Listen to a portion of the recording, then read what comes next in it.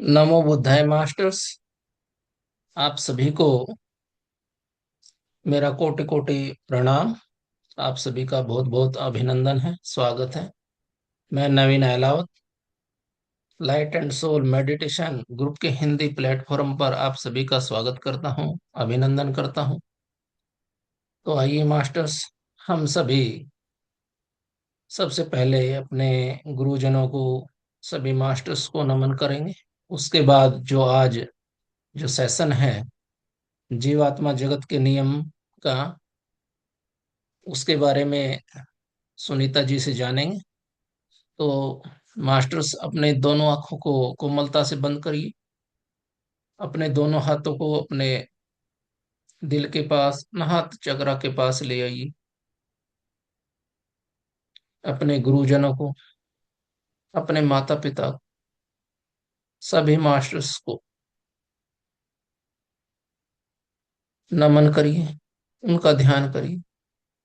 हम सभी भगवान महात्मा बुद्ध जी को, पितामह पत्री सर जी को, महाअवतार बाबा जी को और सभी स्पिरिचुअल्स मास्टर्स को नमन करते हैं।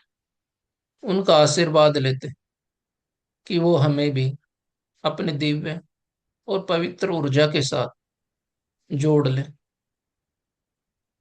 हम आप सभी का बहुत बहुत अभिनंदन करते हैं, स्वागत करते हैं। Thank you masters, thank you. Thank you. तो मास्टर्स, आज जो लाइट एंड जो सोल जो मेडिटेशन ग्रुप है, उसमें आप सभी को पता है जीवात्मा जगत का जो नियम बुक का स्वाध्याय है सैटरडे को। अभी सुनीता जी की बारी है, तो वो स्वाध्याय करेंगी। पेज नंबर 250 से 226 जो पीडीएफ हमने डाल रखी है उसके अनुसार। तो मैं सुनीता जी के बारे में बताना चाहूंगा। जो सुनीता जी हैं, 2021 में जो लाइट एंड सोल जो अपना मेडिटेशन ग्रुप है उससे जुड़ी हैं। इन्होंने वसंता कॉलेज राजघाट से बीए किया है। ये अपने हस्बैंड के साथ काफी वर्षों से जो साथ मिलकर बिजनेस कर रही हैं। इनको रीडिंग, कुकिंग, म्यूजिक और मेडिटेशन करने का बहुत अधिक शौक है। ये क्रिया योग ब्रह्म कुमारी से भी ये जुड़ी हुई हैं। ये श्री श्री जो रविशंकर प्रसाद जी हैं उनसे भी जुड़ी हुई हैं। दादा भगवान ज्ञान से भी ये जुड़ी हुई हैं। सोकाकाई और बुद्धिज्म से ये पिछले 13-14 सालों से जुड़ी हुई हैं। और जो अपना जो मेडिटेशन जो लाइट एंड सोल है, इसमें भी ये काफी मास्टर सेशन भी ले चुके हैं। और जो थिंकिंग एंड डेस्टिनी बुक का स्वाध्याय था उसमें भी इन्होंने भाग लिया था। उसके बाद पितामह पत्री सर जी की जो भगवत गीता था क्या स्वाध्याय हुआ था, उन उसमें भी इन्होंने भाग लिया। योर सोल्स प्लान जो बुक है उसका स्वाध्याय गुरु में किया। द एल्केमिस्ट बुक है, उसमें भी इन्होंने भाग लिया था स्वाध्याय करने में। और अभी जो जीवात्मा जगत के नियम जो काफी पिछले कई महीनों से ये जिसका हम स्वाध्याय कर रहे हैं, उसका आज सुनीता जी की बारी है। तो मैं सुनीता अग्रवाल जी का हार्दिक अभिनंदन करता हूँ, स्वागत करता हूँ। वेलकम मैम, आपका बहुत बहुत स्वागत है, अभिनंदन है।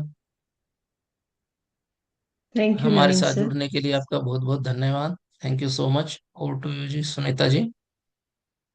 Thank you sir, thank you so much. सभी मास्टर्स को आत्मवंदन, सभी को प्रणाम। आप सभी का आज के इस स्वाध्याय के सत्र में स्वागत है। तो मेरा पेज नंबर 250 से है। तो आप सभी जानते हैं, ये स्टोरी सुनते आ रहे हैं। खुशी भावनगरी जी और विस्पीय ऋतु ने उनको जो चैनलिंग के द्वारा बताई है जीवात्मा जगत के बारे में बातें, कुछ बहुत ही अनोखी और अनहोनी सी भी बातें हैं जो हमें इस सांसारिक जगत में समझ में नहीं आती हैं। तो इस समय जो टॉपिक चल रहा है वो है आत्महत्या, कि आत्महत्या क्यों नहीं करनी चाहिए और उसके क्या दुष्परिणाम होते हैं, और कैसे अपने आप को ऐसी बुरी स्थितियों में हम स्ट्रांग बना सकते हैं, उस विषय में ये प्रकाश डाल रही है पुस्तक। तो मास्टर्स ये बता रहे हैं कि लेकिन जब मनुष्य अपने जीवन के सबसे अधिक हताश भरे और कमजोर क्षण का सामना करता है, तब उसे क्या करना चाहिए? जब आप बहुत मुश्किल परिस्थितियों में हैं, तब आपको क्या करना चाहिए? जब आप ऐसी स्थिति से गुजर रहे हो, तो समझिए कि ईश्वर आपके बल की परीक्षा ले रहे हैं, यह दिखाने के लिए कि आप में साहस है, आप हारेंगे नहीं, आपको बस एक सकारात्मक कदम उठाने की जरूरत होती है। जब आप अपने कर्मों का भुगतान कर अपनी परीक्षा में सफल हो जाएंगे, तब आपकी परिस्थितियां बदल जाएंगी और ईश्वर आपकी सहायता के लिए अपने फरिश्तों को भेजते हैं। मतलब जब आप उस कष्ट से बाहर आ जाते हैं, जब उस कठिन घड़ी को आप पार कर लेते हैं, तो भगवान आपकी मदद जरूर करते हैं। ये विशिष्ट जीवात्माएं होती हैं जो आत्महत्या करना चाहने वाले लोगों की सहायता करने का चयन करती हैं। ये कुछ एंजल्स होते हैं या कुछ विशेष आत्माएं होती हैं जो कि पृथ्वी पर जो लोग डिप्रेशन में आते हैं या जो ऐसा करना चाहते हैं आत्महत्याएं, उनको मदद करने के लिए ये धरती पे आती हैं। वे जीवात्माएं खास तौर पर प्रशिक्षित होती हैं और व्यक्ति के जीवात्मिक मार्गदर्शक के साथ मिलकर काम करती हैं और प्रक्षेपण और प्रार्थना के जरिए पृथ्वी पर मनुष्य की सहायता करती हैं। वे उन्हें जीने का बल प्रदान करने के लिए उनके अवचेतन मन से के जरिए संदेश भेजती हैं। ये विशिष्ट जीवात्माओं का अस्तित्व इसीलिए होता है क्योंकि ईश्वर नहीं चाहते कि पृथ्वी पर मनुष्य अपनी जान लेने जैसी गलती करे, क्योंकि ये बहुत बड़ी भूल होती है। अगर कोई आत्महत्या करता है तो ये सबसे बड़ी गलती, सबसे बड़ी भूल मानी जाती है इस जीवात्मा जगत में, जो कि आप भौतिक जीवन से त्रस्त होके करना चाहते हैं, क्योंकि इसका परिणाम बहुत गंभीर होता है। अपनी आंखें खोलिए और उन उद्देश्यों के बारे में सोचिए जिनके कारण आपको पृथ्वी पर जीना है। आपका आध्यात्मिक जीवन कार्य, सेवा और प्रगति है। साथ ही यह भी समझ लीजिए कि कभी-कभी तो अपनी जान लेने का कारण पूरी तरह से अर्थहीन होता है। उदाहरण के लिए स्कूल कॉलेज की परीक्षाओं में असफल होकर युवा अपने माता पिता का सामना करने के डर से अपनी जान ले लेते हैं।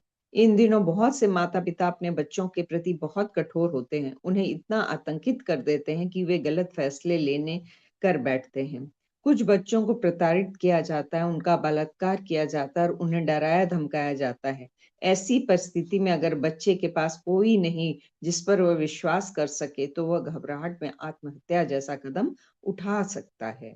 माता पिता के मार्गदर्शन का यह अर्थ नहीं कि वे अपने बच्चों के प्रति कठोर हो, बल्कि उसका अर्थ है कि बच्चे की भावनाओं को समझना और उसकी आत्मा के लिए जो श्रेष्ठ हो वही करना। कभी कभी माता पिता की उपेक्षा, निर्दयता और नासमझी के कारण भी बच्चे आत्महत्या की ओर रुख कर लेते हैं। तो ये बहुत पेरेंट्स की बहुत बड़ी जिम्मेवारी है कि आप बच्चों को क्या टीच कर रहे हैं।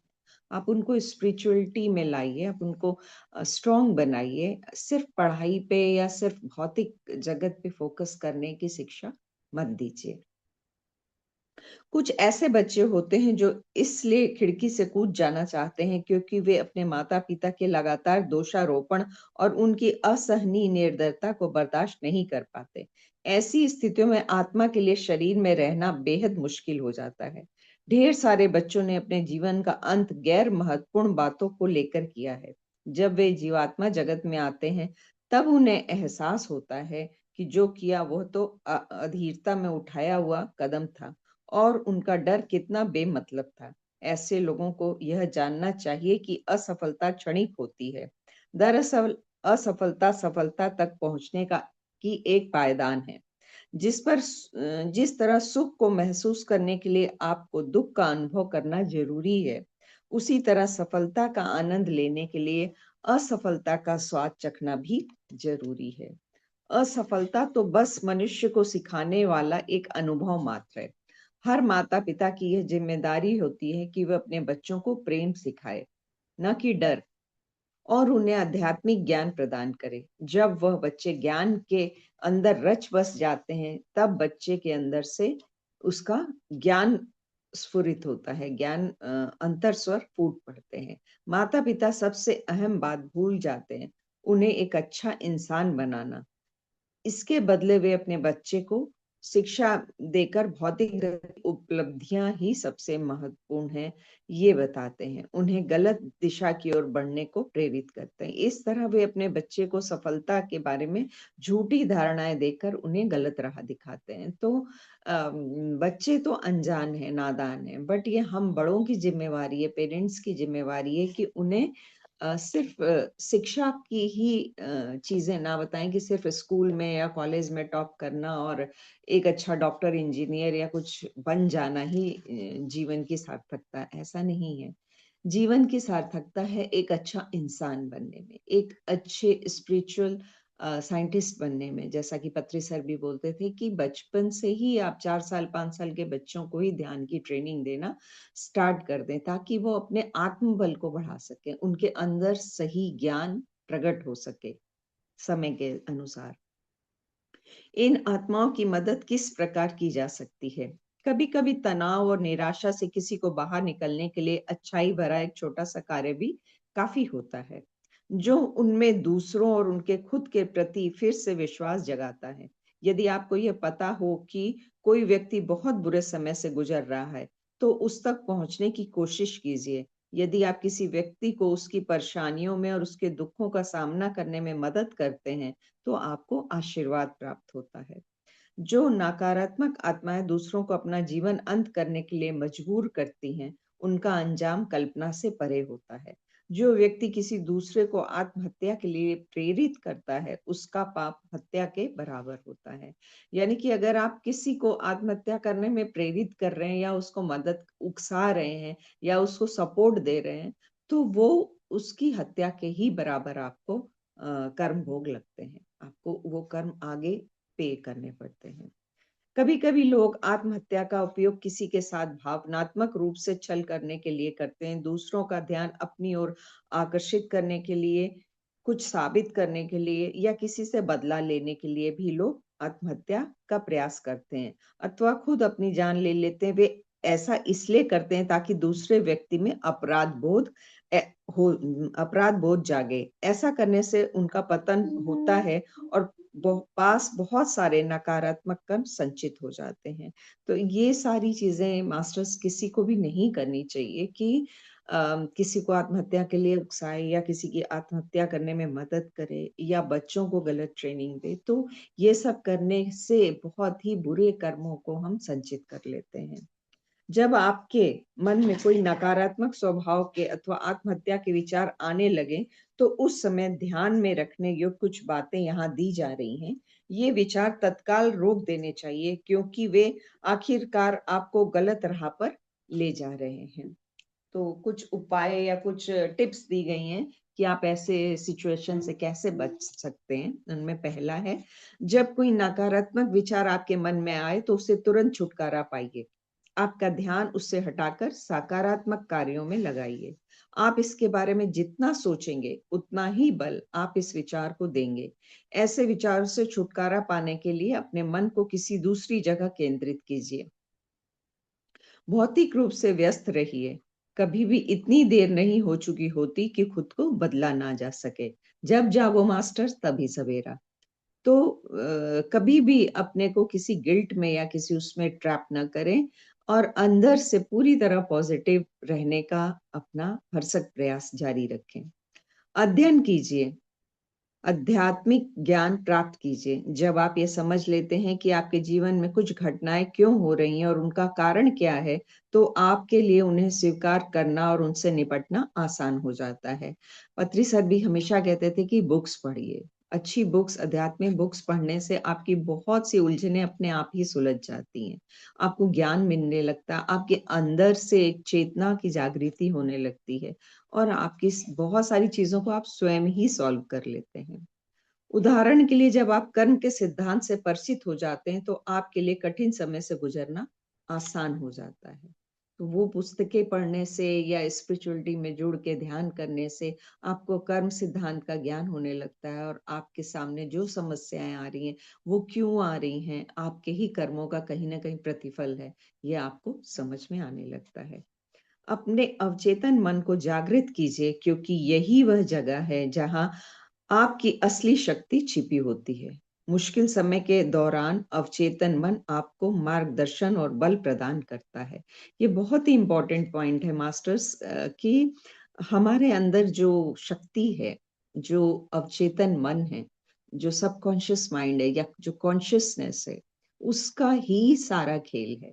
अगर हम उसको पहचान लेते हैं और उसके साथ जुड़ जाते हैं और अपनी जर्नी को हम समझने लगते हैं, तो जीवन बहुत आसान हो जाता है। फिर हमारे अंदर से कंप्लेन, ग्रजेस, हर तरह की शिकवे शिकायत, ये सारी चीजें अपने आप मिट जाती हैं। हम किसी से भी कंप्लेन नहीं कर सकते, किसी से भी बहुत ज्यादा उम्मीद।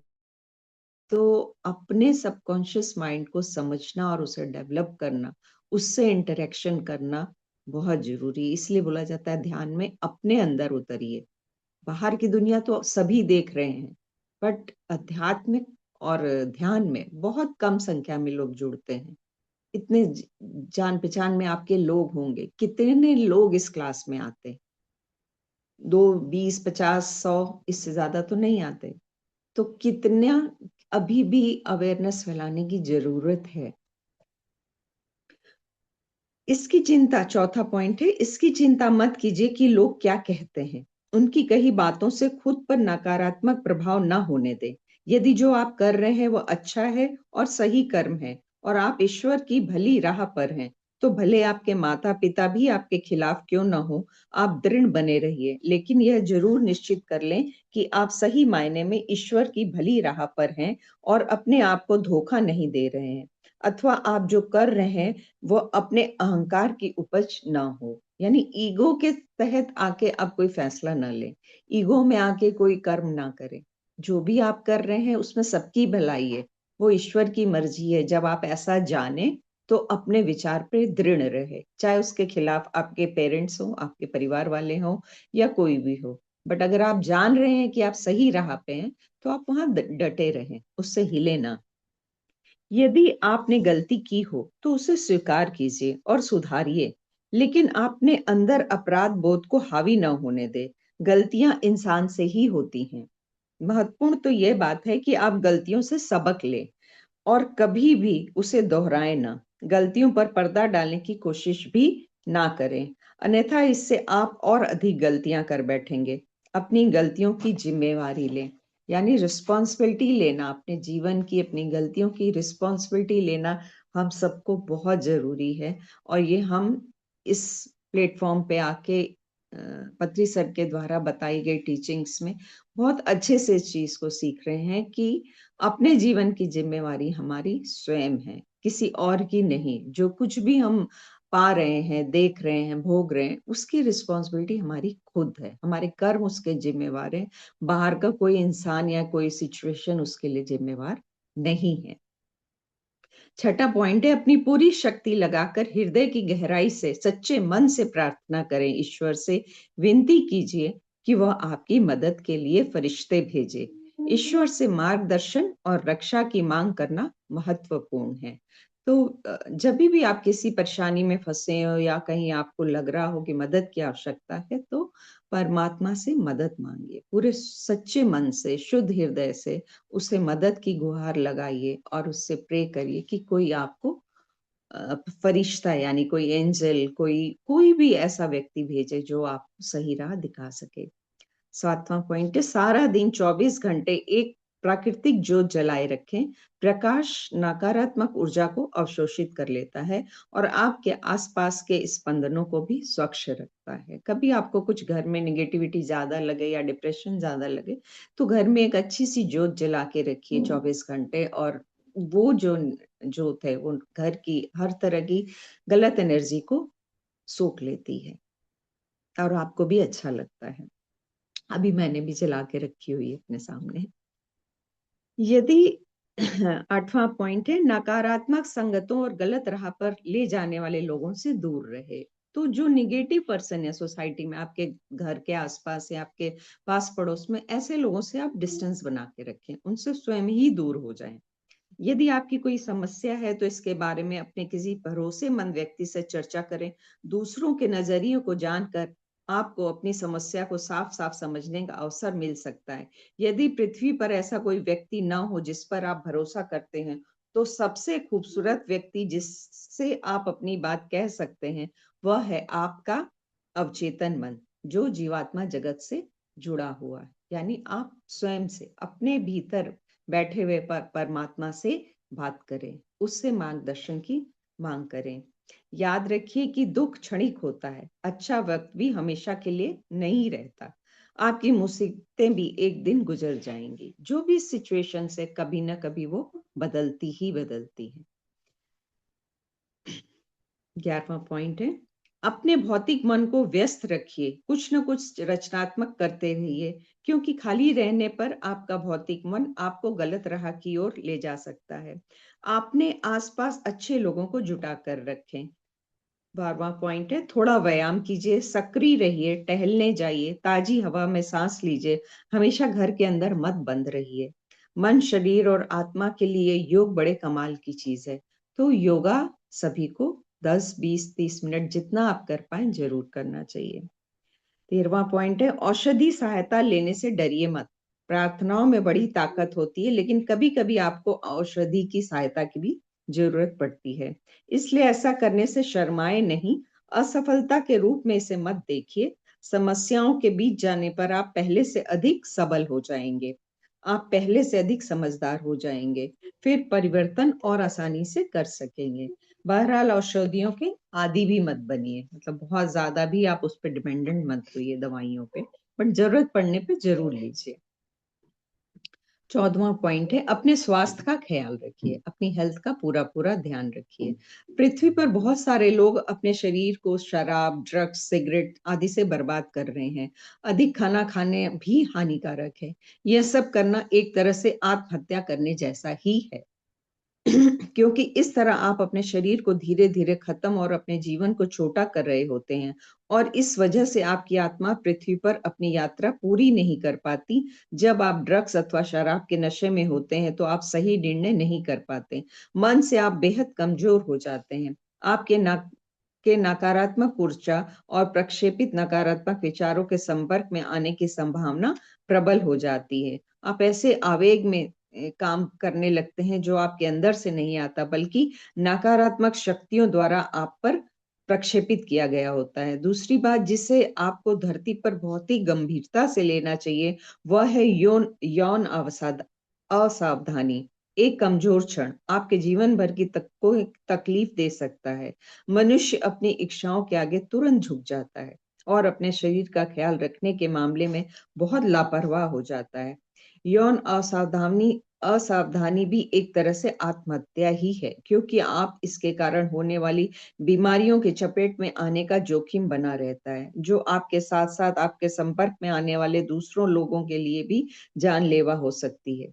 यह आपका कर्म नहीं है, आप गैर जिम्मेदारी से कार्य करने का विकल्प चुनते हैं, और इसके जो परिणाम होते हैं वो आपके चयन का ही नतीजा होते हैं। तो बहुत कॉन्शियस रहना चाहिए किसी भी एक्शन के प्रति, क्योंकि उसके परिणाम आपको स्वयं ही भोगने पड़ेंगे। खासकर जो भी आप कर रहे हैं, अगर किसी गलत रास्ते पे जा रहे हैं, किसी गलत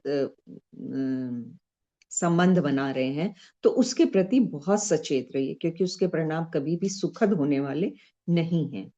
15वां, खुद दुख में होने के बावजूद भी दूसरों की मदद करने का प्रयास कीजिए। खुद तकलीफ में होकर भी दूसरों के प्रति करुणा रखकर आप खुद अपने आप को सबल बनाते हैं। ऐसा करने पर ईश्वर आपकी सहायता जरूर करते हैं, लेकिन आपका हेतु बिल्कुल निस्वार्थ होना चाहिए। निस्वार्थ रूप से आप दूसरों की मदद जरूर करें, भले आप खुद परेशानी में हो। मानव शरीर का सम्मान कीजिए और इसका लाभ लीजिए। आपको एक मन, शरीर और जीवात्मा दी गई है ताकि आप अच्छी तरह जीवन जी सकें और दूसरों की सहायता कर सकें। ईश्वर ने आपको एक अच्छा स्वस्थ शरीर दिया है, एक मन दिया है और एक जीवात्मा दी है। तो आप इसका पूरा पूरा लाभ उठाएं और अपने साथ साथ अपने साथ वालों की, अपने परिवार वालों की भी मदद करें, उन्हें भी सही राह की दिखाएं। कभी कभी पृथ्वी पर ऐसा वक्त भी आ जाता है जब आपको बहुत अधिक तकलीफ उठानी पड़ती है, खासकर तब जब आप जब आपने अपना प्रियजन खोया हो। ईश्वर को दोष देना अथवा मैं ही क्यों, यह प्रश्न पूछने के बजाय बहादुरी दिखाएं और जीवन के सुनहरे पहलू की ओर नजर कीजिए। तो वाई मी से हटे। मैं खुद इस एहसास से बहुत करीब से गुजरी हूँ। मेरे बेटे के जाने के बाद मैंने इस चीज को बहुत अंदर से महसूस किया, और मुझे इन चीजों से निकलने में थोड़ा समय लगा जरूर, लेकिन मैं अपने आप को पूरी तरीके से स्ट्रांग और स्पिरिचुअल रूप से स्ट्रांग बनाती जा रही हूँ दिन प्रतिदिन। तो आत्महत्या किसी भी समस्या का हल नहीं होता है। जब आप जीवात्मा जगत में जाते हैं और अपने जीवन पर नजर डालते हैं, तब आपको हमेशा यह महसूस होता है कि आप में अपने जीवन की समस्या को संभालने की बहुत अधिक क्षमता है, और आत्महत्या कोई समाधान ही नहीं है। आपका जीवन ईश्वर की अमानत है। किसी को उसका अंत करने का कोई अधिकार नहीं है। आत्महत्या आत्मा के लिए अधःपतन का कारण होता है। जीवन के उपहार के अलावा ईश्वर ने आपको एक सुंदर अवचेतन मन, एक साफ जीवात्मिक मार्गदर्शक दिया है। ईश्वर ने आपको एक भौतिक मन भी दिया है जो ज्ञान को ग्रहण करता है, और उसे इस प्रकार प्रशिक्षित किया जा सकता है कि वह अवचेतन मन के अधीन काम करे और सही गलत को समझने में आपकी मदद करे। आपको इतनी सहायता और इतनी सुरक्षा दी गई होती है कि आपको यह विश्वास रखना चाहिए कि चाहे कितनी भी बाधाएं आ जाएं, जीवन में क्यों ना आए, आप उनका सामना कर सकते हैं।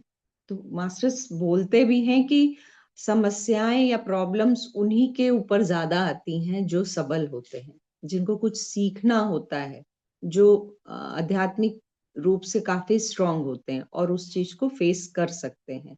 तो उन्हें ही ऐसे चैलेंजेस ज्यादा दिए जाते हैं।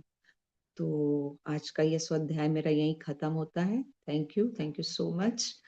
अगर किसी को कुछ पूछना या कहना है तो प्लीज हैंड रेज करें। Thank you Madhu ji, thank you Naveen जी।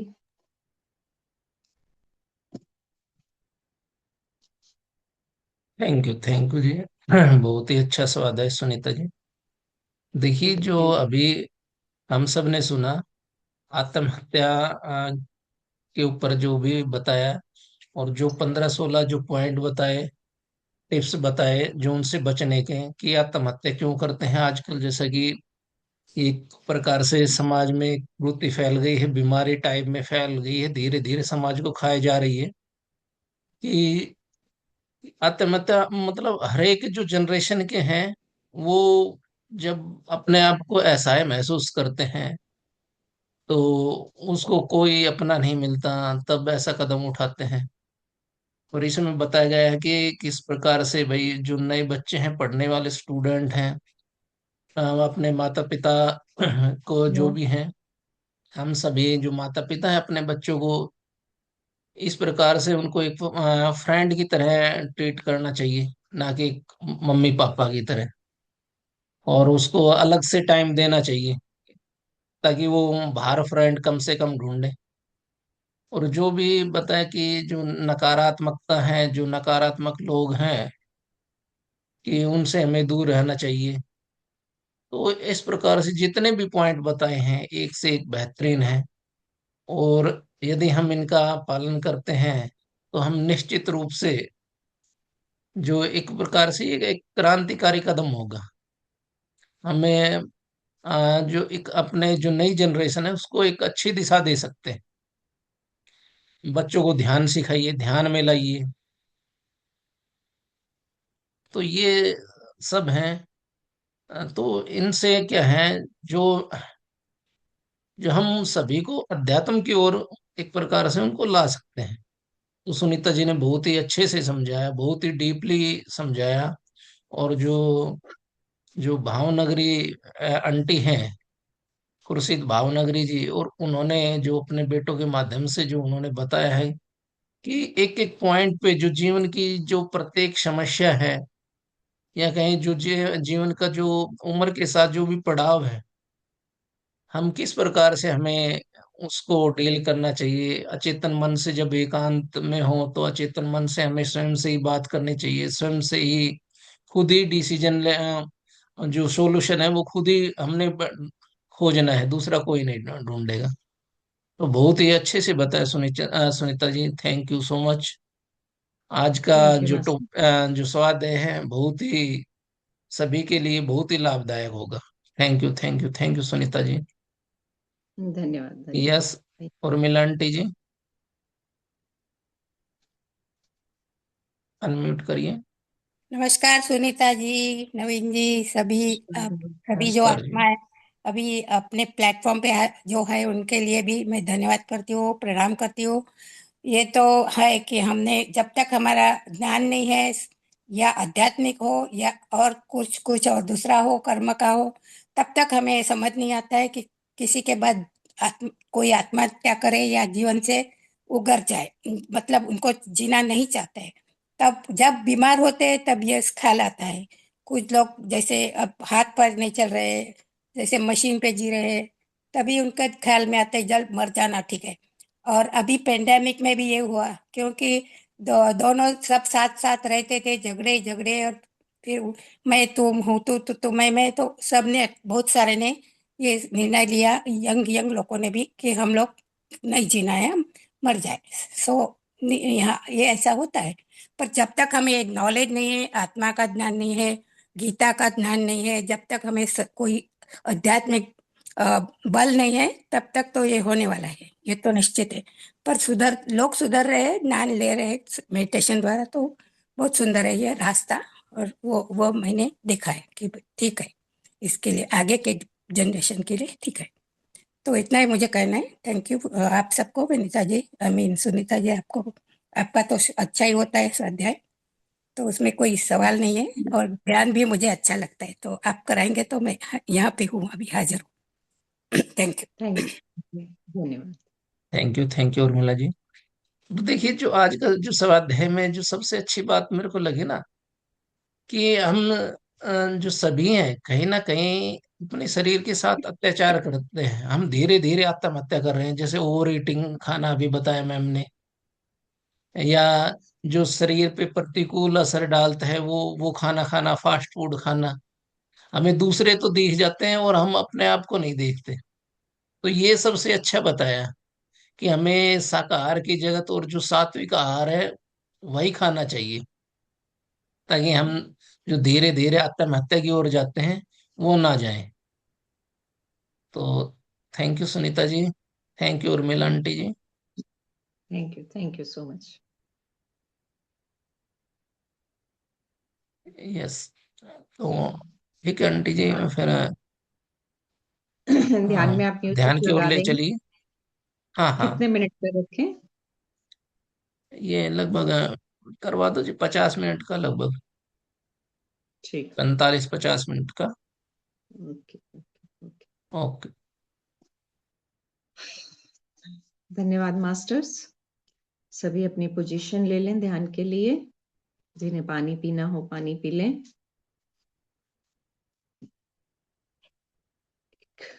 आरामदायक पोजीशन में बैठ जाएं। जिन्हें पिरामिड पहनना हो पिरामिड पहन लें, कमरे की लाइट मध्यम कर लें, और हाथ पैरों को बांध लें, हाथों की उंगलियों को आपस में फंसा के बहुत आराम से, प्यार से आंखों को बंद कर लें और ध्यान के लिए स्वयं को रेडी कर लें। म्यूजिक ठीक है जी? हाँ जी, ठीक है सर, ठीक है। थोड़ा दो 5 मिनट बाद थोड़ा तेज कर दीजिएगा, अभी ठीक है। मास्टर्स, 3 लंबी गहरी सांसें लेंगे। नाक से गहरी सांस लें और आहिस्ता आहिस्ता मुंह से छोड़ दें, और बॉडी को बिल्कुल रिलैक्स करते जाएं, पूरी सहज अवस्था में बैठ जाएं।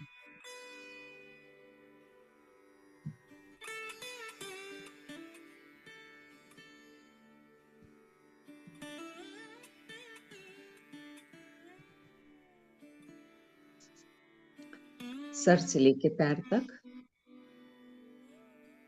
पूरे शरीर को अंदर से देखेंगे। हर अंग पे ध्यान देते हुए उसे शिथिल करते जाएंगे। पूरे शरीर को शांत कर लेंगे। ध्यान में जाने के लिए शरीर का शांत होना, स्थिर होना, शिथिल होना बहुत जरूरी है। आप सब पुराने ध्यानी हैं, आप सबको पता है, इसलिए स्वयं को पूरी तरीके से स्टिल कर लें। अपना ध्यान पूरी तरीके से सांसों पे ले जाएं। अपनी आती और जाती हुई सांसों को साक्षी भाव से देखें। ऐसा जाने कि आप न ये शरीर हैं, ना आप ये मन हैं, ना ही आप बुद्धि हैं। आप सिर्फ और सिर्फ शुद्ध परम चेतना के अंश, एक चेतना स्वरूप हैं, सिर्फ कॉन्शियसनेस है। आपके हृदय में जो ये चेतना विराजमान है, जो ये स्पंदन, जब तक आपकी चेतना उस परम चेतना से नहीं मिलती है, उसे नहीं पहचान लेती है कि वो आपके अंदर ही विद्यमान है, तब तक आपकी स्पिरिचुअल जर्नी कंप्लीट नहीं होती है। आप चाहे जितना भी ध्यान करें, मेडिटेशन करें, पुस्तकें पढ़ें, अल्टीमेटली आपको ये जानना ही है कि आप उस परम चेतना का ही अंश हैं और वो आप स्वयं हैं। वो आपके अंदर ही विद्यमान है। मास्टर्स, अपने अंदर उसे खोजने की कोशिश करें। अपने सच्चे शुद्ध स्वरूप को पहचानने की कोशिश करें।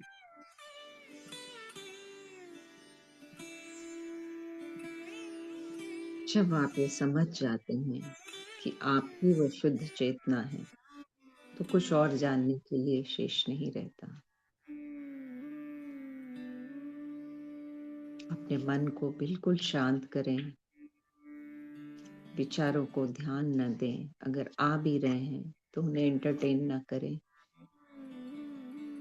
उन्हें सिर्फ एक साक्षी की तरह देखें। आप ये जानें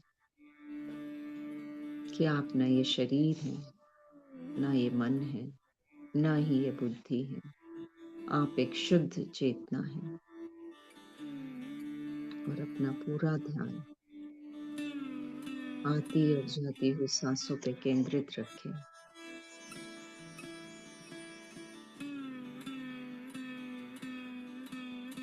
थैंक यू मास्टर्स। आगे का ध्यान हम सब संगीत के साथ करेंगे। थैंक यू नवीन जी, थोड़ा सा साउंड तेज कर दें।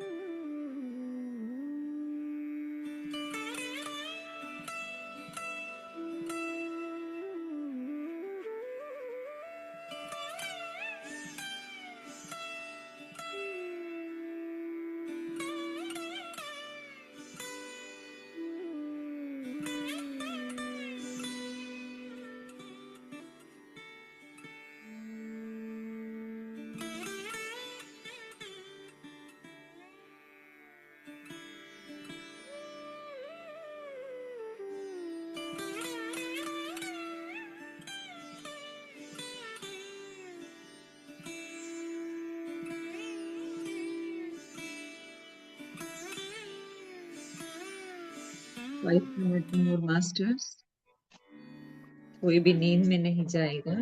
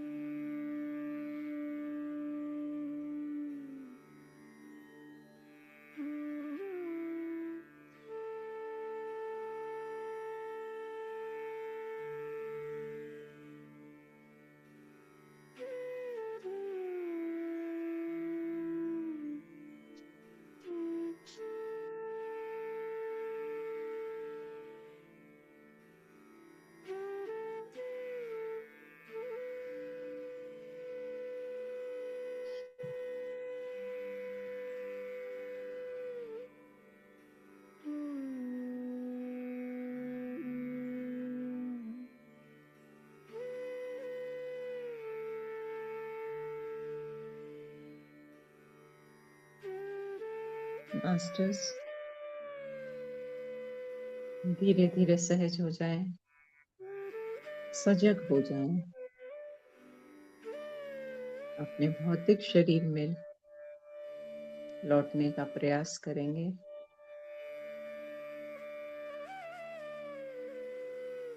अपने आसपास की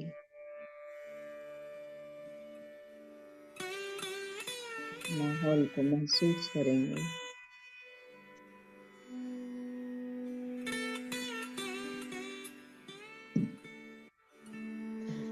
धीरे धीरे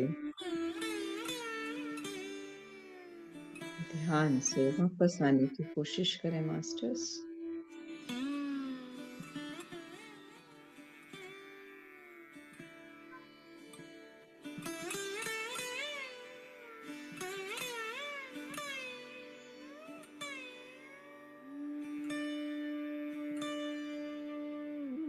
अपने शरीर को महसूस करें।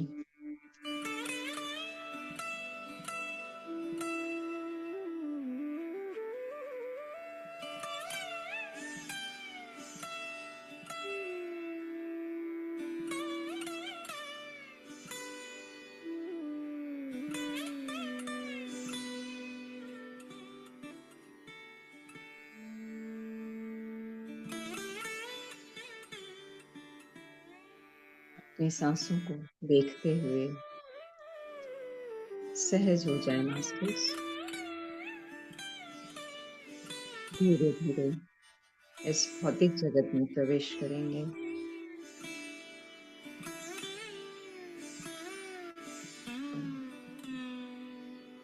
ध्यान से वापस आने की कोशिश करें masters.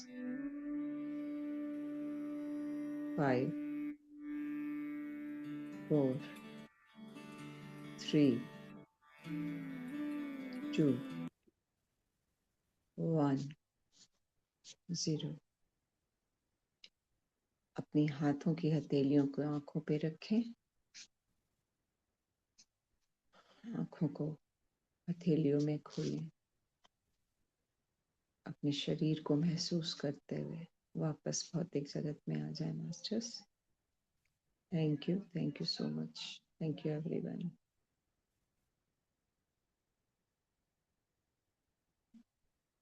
Thank you Naveen ji, thank you.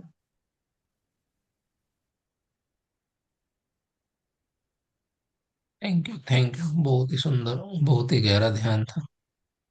Thank you thank Naveen you ji, so much ji. Thank you. Thank you, बहुत बहुत धन्यवाद। यस, किसी मास्टर्स के जो भी अनुभव शेयर करने हो हाँ आंटी, वो हैंड रेज करिएगा। कृष्णा आंटी का yes, hand raise. Krishna aunty ji. प्रणाम हाँ आंटी। हाँ, खुश रहिए खुश रहिए। बस सबको प्यार, सबको आशीर्वाद, सब। वो मैं बोल रही हूँ, जैसे जैसे बुक का एंडिंग आ रहा है जी। वैसे वैसे इसका स्वाध्याय बहुत ही अच्छा। और, और ऐसा लगता है कि अगर सच में हम इसमें जो बता रहे वो सब सीख लें, अपने में अपना लें तो बहुत अच्छा। क्योंकि इसमें जो आत्महत्या वाली बात है, इनकी हम्म, भतीजी थी, उसको मैं नहीं पाला। साढ़े अच्छा। 3 साल की थी तब से मेरे पास थी। मैं लेके आई थी और जाने लगी तो बोली मैं अब इसको वापिस नहीं ले जाऊंगी, इसको आप अपने जैसा बना दी।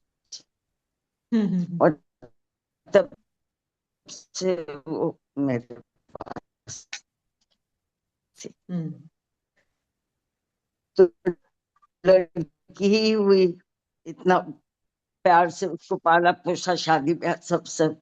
और उसकी लड़की इंजीनियरिंग करके सर्विस में लग गई थी, सर्विस कर रही थी, घर में बैठ के हम्म। मैट्रिमोनियल की थी। जो भी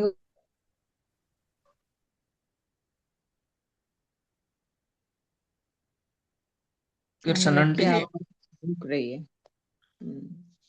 क्रैक हो रही है वॉइस। आंटी जी शायद चली गई हैं, उनका नेटवर्क प्रॉब्लम है। प्रणाम निर्मला जी, निर्मला जी को म्यूट कीजिए। यस आंटी जी, अनम्यूट करिए। आत्मबंधन नवीन जी, सुनीता जी, मधु जी, सभी को आत्मबंधन। आज का स्वाध्याय बहुत अच्छा था, बहुत ही बढ़िया और बहुत गहरा। एक एक बात बहुत काम की थी। Thank you. और ध्यान बहुत गहरा लगा, बहुत हल्के हो गए, बहुत बढ़िया। Thank you, thank you, thank you. Thank you so much. Thank you ji. Yes, ध्यान बहुत ही गहरा था आज। यस। कृष्णा जी नहीं जुड़ पा रही हैं लग रहा है। चलिए कल उनका अनुभव सुन लेंगे। ठीक है, और नहीं किसी आई क्या? मास्टर्स हैंड रेस नहीं आ पा रही हैं लग रहा है वो। नहीं, आ गई है। आ गई, अच्छा ठीक है।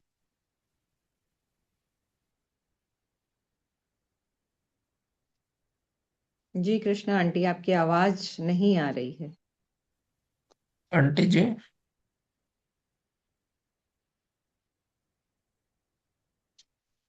नहीं आ पा रही है बिल्कुल पूरी तरह से। नहीं, हम्म, उन्होंने वो जो ऑडियो पॉइंट है वो नहीं किया है। यस मास्टर्स, किसी ने अपने अनुभव शेयर करना है या कोई क्वेश्चन हो किसी का तो हैंड रेज करिए।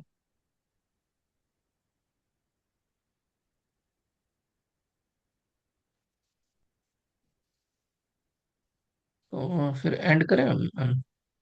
जी कल ले ठीक है लेंगे कृष्णा मास्टर्स। जी। हाँ। हाँ, ठीक है। ठीक है थैंक सभी यू मास्टर्स सभी का मास्टर्स को। बहुत बहुत धन्यवाद, और सुनीता आंटी जी बहुत बहुत धन्यवाद आपका भी। थैंक यू आ गई कृष्णा हाँ, आंटी। बहुत ही सुंदर स्वाध्याय किया जो आपने करवाया, और बहुत ही सुंदर ध्यान भी बहुत ही अच्छा था। आपका बहुत धन्यवाद बहुत नवीन जी। धन्यवाद, और सभी मास्टर्स का धन्यवाद। चलिए एक थैंक यू। मंगल कामना के साथ हम समापन करेंगे। हाँ, जोड़ लीजिए। इस ब्रह्मांड में रहने वाले सभी जीवों का मंगल हो। सबका कल्याण, सभी स्वस्थ रहें, हम सबके जीवन में प्रेम प्रकाश आए, हम सब ध्यान ज्ञान और प्रेम प्रकाश के साथ आगे बढ़ते रहें, सबको अध्यात्म से जोड़ते रहें। Thank you God, thank you mother earth, thank you universe, thank you, thank you aunty ji.